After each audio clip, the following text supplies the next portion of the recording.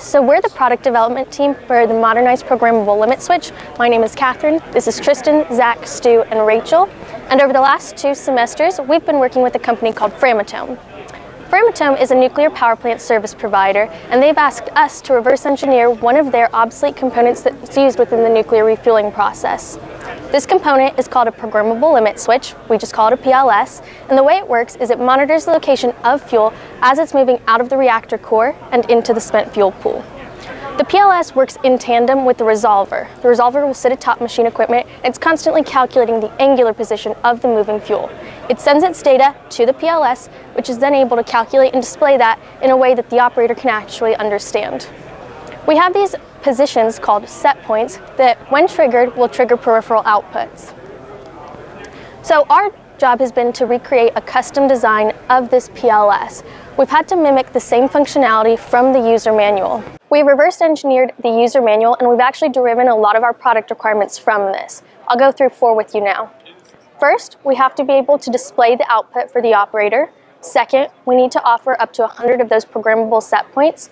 Third, we should be able to restart and reset after a power outage. And fourth, and this is from Framatome specifically, we need to implement all of this design within a Xilinx FPGA. So the reason why we have to replace the old PLS is because the old one is heavily outdated to the point where if it broke, there's no readily available off-the-shelf replacement. So in order to solve this, we divided our design into 3 parts: control logic, RDC interface, and user interface. So what you can see here is our mesh of our 3-part system with all of our components. We have a keypad for our user interface and the display. We have our FPGA, which is the main brain of our control logic. We have our RDC system and interface, and then we have our resolver, which connects our new model to the crane and the nuclear fuel.